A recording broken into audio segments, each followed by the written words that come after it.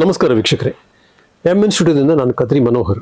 ವೀಕ್ಷಕರೇ, MN ಸ್ಟುಡಿಯೋದಿಂದ ಕಲೆ, ಸಾಹಿತ್ಯ, ಸಂಗೀತ, ಸಿನಿಮಾ ಇರಬಹುದು ಅಥವಾ ವೈದ್ಯಕೀಯ, ವಿಜ್ಞಾನ, ಸಂಸ್ಕೃತಿ, ಸಾಹಿತ್ಯ ಹೀಗೆ ಹಲವು ಕ್ಷೇತ್ರಗಳಲ್ಲಿ ಸಾಧನೆ ಮಾಡತಕ್ಕಂಥ ಅನೇಕ ಸಾಧಕರನ್ನ ಪರಿಚಯ ಮಾಡೋ ನಿಟ್ಟಿನಲ್ಲಿ ನಮ್ಮ ಪ್ರಯತ್ನ ಅಷ್ಟೇ ಈ ಕಾರ್ಯಕ್ರಮದಲ್ಲಿ.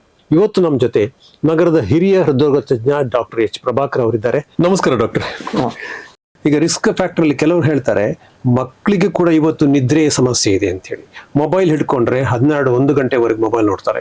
ಇದು ನಮ್ಮ ಮೆದುಳಿನ ಮೇಲೆ ಪರಿಣಾಮ ಬಿಟ್ಟು ಮತ್ತೆ ನಮ್ಮ ಹಾರ್ಟಿಗೆ ಕೂಡ ತೊಂದರೆ ಕೊಡುತ್ತೆ, ಸ್ಟ್ರೆಸ್ ಕೊಡುತ್ತೆ ಅಂತ ಹೇಳಿ. ಇದರ ಬಗ್ಗೆ ಸ್ವಲ್ಪ ವಿಶ್ಲೇಷಣೆ ಕೊಡ್ತೀರಾ?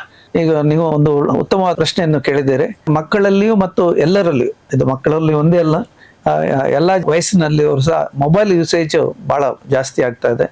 ಭಾರತದಲ್ಲಿ ಮೊಬೈಲ್ ಯೂಸೇಜ್ ಅಂದ್ರೆ ಎವರೇಜ್ ಒಂದು ವಯಸ್ಕರಲ್ಲಿ ಎವರೇಜ್ ಯೂಸೇಜ್ ಅಮೆರಿಕದಲ್ಲಿ ಸಾಧಾರಣ 1.2 ಗಂಟೆ ಯೂಸ್ ಮಾಡ್ತಾರೆ. ಭಾರತದಲ್ಲಿ 6 ಗಂಟೆ. ಅದು ಮೊಬೈಲ್ ಮಾತಾಡೋದಿರ್ಬೋದು ಅಥವಾ ವಾಟ್ಸಪ್ ಅಲ್ಲಿ ಇರ್ಬೋದು ಅಥವಾ ಬೇರೆ ಸೋಷಿಯಲ್ ಮೀಡಿಯಾದಲ್ಲಿ ಇರ್ಬೋದು. 6 ಗಂಟೆ ಎವರೇಜ್ 6 ಗಂಟೆ ಅಂತ ಹೇಳಿ ಒಂದು ಸಂಶೋಧನೆಯಿಂದ ಗೊತ್ತಾಗಿದೆ. ಇದರ ಮೇಲೆ ದುಷ್ಪರಿಣಾಮ ಆಗೋದು ಬಹಳ ಸತ್ಯ. ಯಾಕಂತ ಹೇಳಿದ್ರೆ ಇದು ನೀವು ರಾತ್ರಿ 11 ಗಂಟೆವರೆಗೆ ಮೊಬೈಲ್ ಅನ್ನು ಉಪಯೋಗಿಸ್ತಾ ಇದ್ರೆ ಮೆದುಳಿನಲ್ಲಿ ಹಲವಾರು ಕೆಮಿಕಲ್ ರಿಯಾಕ್ಷನ್ ಆಗ್ತದೆ. ಅವಾಗ ಏನಾಗ್ತದೆ ಅಂತ ಹೇಳಿದ್ರೆ ನಿಮಗೆ ನಿದ್ರೆ ಬರ್ಲಿಕ್ಕೆ ಕನಿಷ್ಠ 1-2 ಗಂಟೆ ಎಕ್ಸ್ಟ್ರಾ ಬೇಕಾಗ್ತದೆ.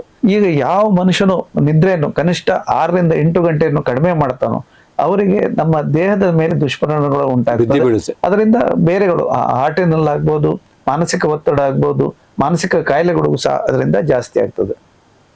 ಆದ್ರಿಂದ ಹೆಚ್ಚಾಗಿ ಮಕ್ಕಳಾಗ್ಲಿ ದೊಡ್ಡವರಾಗ್ಲಿ ಯಾರೇ ಇದ್ರು ಸಹ ದಿವಸಕ್ಕೆ 2 ಗಂಟೆಗಿಂತ ಜಾಸ್ತಿ ಮೊಬೈಲ್ ಅನ್ನ ಯೂಸ್ ಮಾಡಬಾರದು. ಮತ್ತು ಅದಲ್ಲದೆ ರಾತ್ರಿ ಮಲಗುವ 1 ಗಂಟೆಯ ಮುಂಚೆ ಅದನ್ನು ಟಿವಿಯನ್ನು ಸಹ ಮೊಬೈಲ್ ಅನ್ನ ಸಹ ಟಿವಿ ಸಹ ನಮ್ಮ ಮೆದುಳಿನ ಮೇಲೆ ದುಷ್ಪರಿಣಾಮ ಉಂಟಾಗುವ ಸಂಭವ ಇರ್ತದೆ. ಆದ್ರಿಂದ ನೀವು ಮಲಗುವ 1 ಗಂಟೆಯ ಮುಂಚೆ ಟಿವಿಯನ್ನಾಗ್ಲಿ, ಮೊಬೈಲ್ ಆಗ್ಲಿ, ಕಂಪ್ಯೂಟರ್ ಆಗ್ಲಿ ಅದನ್ನ ನೋಡದೇ ಇರೋದು ಉತ್ತಮ. ಹಾಗೆ ಮಾಡಿದ್ರೆ ನಿಮ್ಗೆ ಒಳ್ಳೆಯ ನಿದ್ರೆ ಬರ್ತದೆ. ಕನಿಷ್ಠ ಎಲ್ಲ ವಯಸ್ಕರು 6-7 ಗಂಟೆ ಮಿನಿಮಮ್ ನಿದ್ರೆಯನ್ನ ಮಾಡ್ಲೇಬೇಕಾಗ್ತದೆ. ಈಗ ಮೊಬೈಲ್ ನೋಡೋದ್ರಿಂದ ಕಣ್ಣಿಗೆ ಹಾನಿ ಆಗುತ್ತೆ ಅಂತ ನಮ್ಗೆ ಗೊತ್ತು. ಅಂದ್ರೆ ಬ್ಲಿಂಕ್ ರೇಟ್ ಕಮ್ಮಿ ಆಗುತ್ತೆ, ನಾವು ನೋಡ್ತಾನೆ ಇರ್ತೀವಿ, ಆವಾಗ ಕಣ್ಣಿಗೆ ತೊಂದರೆ ಆಗುತ್ತೆ ಅಂತೇಳಿ. ನೀವು ಹೇಳೋ ಪ್ರಕಾರ ಕಣ್ಣಿಗೆ ಮಾತ್ರ ಅಲ್ಲ, ಹೃದಯ ಕೂಡ ತೊಂದರೆ ಆಗುತ್ತೆ ಮೊಬೈಲ್ ನೋಡೋದ್ರಿಂದ ಅಂತ ಹೇಳಿ. ಯಾಕಂದ್ರೆ ನಮ್ಗೆ ಆ ಒಂದು ಸ್ಟ್ರೆಸ್ ಇರ್ಬೋದು ಅದರಲ್ಲಿ, ಮತ್ತೆ ನಿದ್ದೆ ಕಡಿಮೆ ಆದಾಗ ಈ ಒಂದು ತೊಂದರೆ ಉಂಟಾಗುತ್ತೆ ಅಂತೇಳಿ. ಡಾಕ್ಟರ್, ಇನ್ನೊಂದು ವಿಚಾರ, ಈಗ ಯಂಗ್ಸ್ಟರ್ಸ್ಗೆ ಏನಂತ ಹೇಳಿದ್ರೆ ಜಿಮ್ಮಿಗೆ ಹೋಗುವಂಥದ್ದು. ಎಷ್ಟೋ ಮಕ್ಕಳು ಈಗ ಚಿಕ್ಕ ಪ್ರಾಯದಲ್ಲಿ 15 ವರ್ಷದಲ್ಲೇ ಜಿಮ್ಮಿಗೆ ಹೋಗಬೇಕು, ಈ ಸೆಲೆಬ್ರಿಟಿ ತರನ ಆಗ್ಬೇಕು ಅಂತ ಹೇಳಿ ಬೇರೆ ಬೇರೆ ಆಸೆ ಇಟ್ಕೊಂಡು ಜಿಮ್ಮಿಗೆ ಹೋಗ್ತಾರೆ. ಒಂದು ಅತಿಯಾದ್ರೆ ಅಮೃತ ವಿಷ ಅಂತ ಹೇಳ್ತಾರಲ್ಲ, ಅದ್ರ ಬಗ್ಗೆ ಈಗ ಹೆಚ್ಚು ಎಕ್ಸಸೈಸ್ ಮಾಡೋದು, ಹೆಚ್ಚು ವ್ಯಾಯಾಮ ಮಾಡೋದು, ಜಿಮ್ಮಲ್ಲಿ ಹೆಚ್ಚು ವರ್ಕೌಟ್ ಮಾಡೋದು ಎಷ್ಟುವರ ಮಟ್ಟಿಗೆ ಸರಿ? ಅದು ಎಲ್ಲರಿಗೂ ವ್ಯಾಯಾಮ ಅಥವಾ ಎಕ್ಸಸೈಸ್ ಮುಖ್ಯ. ಅದು ಮಕ್ಕಳಾಗಿರ್ಬೋದು, ಎಲ್ಲ ವಯಸ್ಕರಿಗೂ. ಆ ವಯಸ್ಕರವರಿಗೆ ತಕ್ಕ ಪ್ರಮಾಣದ ಎಕ್ಸಸೈಸ್ ಮಾಡೋದ್ರಿಂದ ಅವರಿಗೆ ಆರೋಗ್ಯದ ಮೇಲೆ ಉತ್ತಮವಾದ ಒಂದು ಬೆನಿಫಿಟ್ ಆಗ್ತದೆ. ಆದರೆ ನಾವು ಎಕ್ಸಸೈಸ್ ಅಲ್ಲಿ ಗ್ರೇಡಿಂಗ್ ಎಕ್ಸಸೈಸ್ ಅಂತ ಹೇಳ್ತೇವೆ. ಗ್ರೇಡಿಂಗ್ ಎಕ್ಸಸೈಸ್ ಅಂತ ಹೇಳಿದ್ರೆ, ನನ್ನ ಎಕ್ಸ್ಪೀರಿಯನ್ಸ್ ಅಲ್ಲಿ ಹೇಳ್ಬೇಕಾದ್ರೆ, ನಾವು ಒಂದು ಪೇಷಂಟಿಗೆ ಹೇಳ್ತೇವೆ ಹಾರ್ಟ್ ಅಟ್ಯಾಕ್ ಆದಾಗ ನೀವು ಎಕ್ಸಸೈಸ್ ಮಾಡಬೇಕು ಅಥವಾ ವಾಕಿಂಗ್ ಮಾಡ್ಬೇಕಂತ ಹೇಳ್ತೇವೆ. ಅವರು ಮಾರನೇ ದಿವಸ ಹೋಗಿ 5 ಕಿಲೋಮೀಟರ್ ನಡೆಯಲಿಕ್ಕೆ ಶುರು ಮಾಡ್ತಾರೆ. ಇದು ತಪ್ಪು. ಈಗ ಎಕ್ಸಸೈಸ್ ಮಾಡಿ ಅಂತ ಹೇಳಿದ್ರೆ ನಾವು ಅದನ್ನ ಗ್ರೇಡೆಡ್ ಎಕ್ಸಸೈಸ್. ಈಗ ನಮ್ಮಲ್ಲಿ ಎಕ್ಸಸೈಸ್ ಈಗ ಹೆಚ್ಚಾಗಿ ಜನಾಂಗದವರಿಗೆ ಅವರಿಗೆ ನೀವು ಹೇಳಿದಾಗೆ ಹೀರೋ ತರ ಅಂದ್ರೆ 6 ಬೆಲ್ಟ್ ಅಥವಾ ಮಸಲ್ಸ್ ಬೇಕು ಅಂತ ಹೇಳುವ ಒಂದು ಬಹಳ ಒಂದು ಹುಮ್ಮಸ್ ಇರ್ತದೆ, ಒಂದು ಆಶೆ ಸಹ ಇರ್ತದೆ. ಆದ್ರೆ ನಾವು ಅದನ್ನ 2 ತರ ಎಕ್ಸಸೈಸ್ ಅಂತ ಹೇಳ್ತೇವೆ. ಒಂದು ನಿಮ್ಮ ಆರೋಗ್ಯಕ್ಕಾಗಿ ಎಕ್ಸಸೈಸ್, ಎರಡನೇದಾಗಿ ನಿಮ್ಮ ಸ್ಪೋರ್ಟ್ಸ್ ಆಕ್ಟಿವಿಟಿಗಾಗಿ ಎಕ್ಸಸೈಸ್. ಈಗ ಸ್ಪೋರ್ಟ್ಸ್ ಆಕ್ಟಿವಿಟಿಗಾಗಿ ಮಾಡುವಂತ ಎಕ್ಸಸೈಸ್ ಬೇರೆ ಇರ್ತದೆ.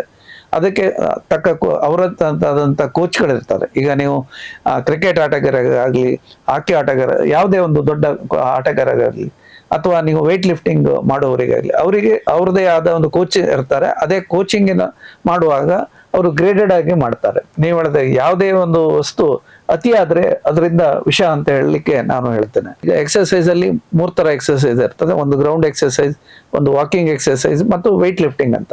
100ಕ್ಕೆ 98 ಜನರಿಗೆ ಗ್ರೌಂಡ್ ಎಕ್ಸಸೈಸ್, ವಾಕಿಂಗ್ ಎಕ್ಸಸೈಸ್ ಸಾಕಾಗ್ತದೆ ಮತ್ತು ಸ್ಟ್ರೆಚಿಂಗ್ ಎಕ್ಸಸೈಸ್ ಸಾಕಾಗ್ತದೆ. ಈ weight ಲಿಫ್ಟಿಂಗ್ ಮತ್ತು ವೇಟ್ ಸ್ಟ್ರೆಚಿಂಗ್ ಮಾಡುವಂಥದ್ದು ಎಕ್ಸಸೈಸು ನೀವು ಸ್ಪೋರ್ಟ್ಸ್ ಆಕ್ಟಿವಿಟಿಗೆ ಹೋಗುದಿಲ್ಲ ಅಂದ್ರೆ ನಿಮ್ಗೆ ಅದರ ಅವಶ್ಯಕತೆ ಇರೋದಿಲ್ಲ.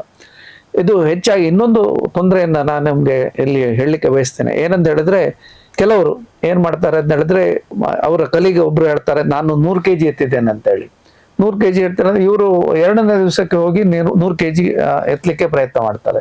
ಅವಾಗ ಹೃದಯದ ಮೇಲೆ ಬಹಳ ದುಷ್ಪರಿಣಾಮ ಉಂಟಾಗ್ತದೆ. ಒಂದು ನಾವು ಈ ಕಾಯಿಲೆ ಅಂತ ಏನ್ ಹೇಳ್ತೇವೆ, ಒಂದು ಹಾರ್ಟ್ ಅಟ್ಯಾಕ್ ಅಂತ ಹೇಳ್ತೇವೆ, ಇನ್ನೊಂದು ಅಯಾಟಿಕ್ ಡಿಸೆಕ್ಷನ್ ಅಂತ.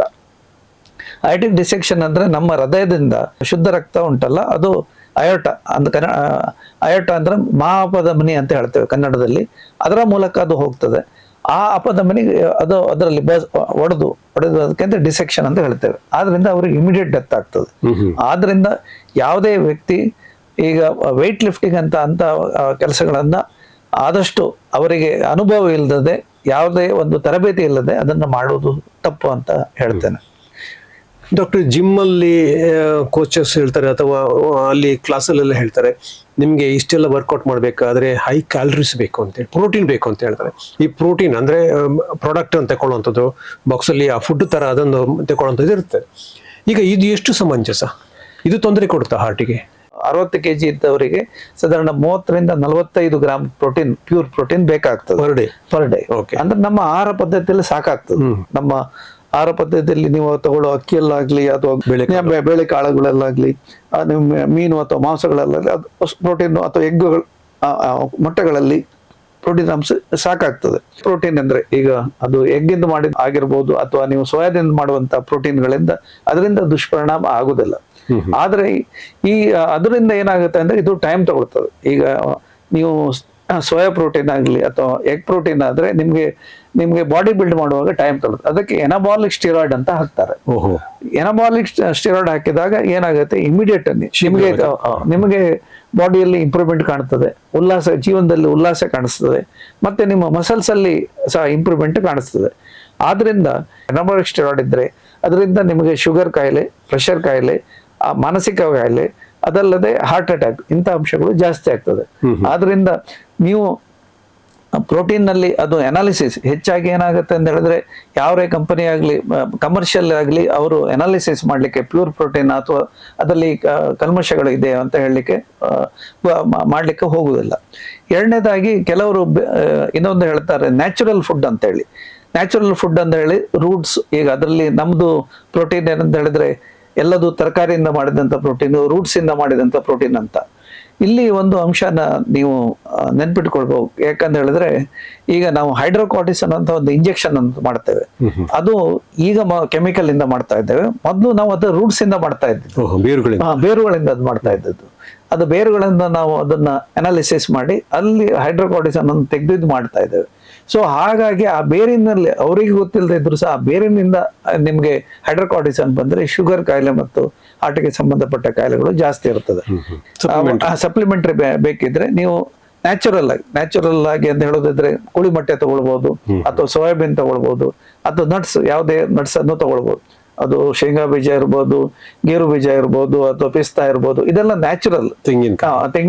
ತೆಂಗಿನಲ್ಲಿ ಪ್ರೋಟೀನ್ ಗಿಂತಲೂ ಈ ಅಂಶಗಳಲ್ಲಿ ಇದರಲ್ಲಿ ಜಾಸ್ತಿ ಅಂಶ ಪ್ರೋಟೀನ್ ಇರ್ತದೆ. ನಟ್ಸ್ ಅಲ್ಲಿ, ಎಲ್ಲಾ ನಟ್ಸ್ ಅಲ್ಲಿ ಸಹ ಪ್ರೋಟೀನ್ ಅಂಶ ಜಾಸ್ತಿ ಇರ್ತದೆ. ಆದ್ರಿಂದ ನ್ಯಾಚುರಲ್ ಆಗಿ ಅಥವಾ ಮೀನು ಮಾಂಸಗಳನ್ನು ತಿನ್ನುವುದರಿಂದ ಸಹ ನಿಮಗೆ ಪ್ರೋಟೀನ್ ಅಂಶ ಜಾಸ್ತಿ ಬರ್ತದೆ. ಒಂದು ನೀವು ಎಗ್ ತಿಂದ್ರೆ ಸಾಧಾರಣ ನಿಮ್ಗೆ 6 ರಿಂದ 8 ಗ್ರಾಮ್ ಪ್ರೋಟೀನ್ ಸಿಕ್ಕೇ ಸಿಗ್ತದೆ. ಓಕೆ ವೀಕ್ಷಕರೇ, ಚಿಕ್ಕ ವಯಸ್ಸಿನಲ್ಲಿ ಹಾರ್ಟ್ ಅಟ್ಯಾಕ್ ಅಥವಾ ಹೃದಯದ ಕಾಯಿಲೆ, ಹೃದಯ ಸ್ತಂಭನ ಅಂತ ನಾವು ಕೇಳ್ತಾ ಇದ್ವಿ ಮಾಧ್ಯಮಗಳಲ್ಲಿ. ಈ ವಿಚಾರದ ಬಗ್ಗೆ ಸಾಕಷ್ಟು ಮಾಹಿತಿಗಳನ್ನ ನಮ್ಮ ಡಾಕ್ಟರ್ ಪ್ರಭಾಕರ್ ಅವರು ಹಂಚ್ಕೊಳ್ತಾ ಇದ್ದಾರೆ. ವೀಕ್ಷಕರೇ, ಎಂಎಸ್ವಿಡಿದ ಕಾರ್ಯಕ್ರಮಗಳನ್ನ ಫಾಲೋ ಮಾಡಿ, ಲೈಕ್ ಮಾಡಿ, ಸಬ್ಸ್ಕ್ರೈಬ್ ಮಾಡಿ, ಅದೇ ರೀತಿ ಶೇರ್ ಮಾಡಿ ಅಂತ ಹೇಳ್ತಾ ಮತ್ತೆ ಮುಂದಿನ ಸಂಚಿಕೆಯಲ್ಲಿ ಭೇಟಿ ಆಗ್ತೀವಿ. ನಮಸ್ಕಾರ.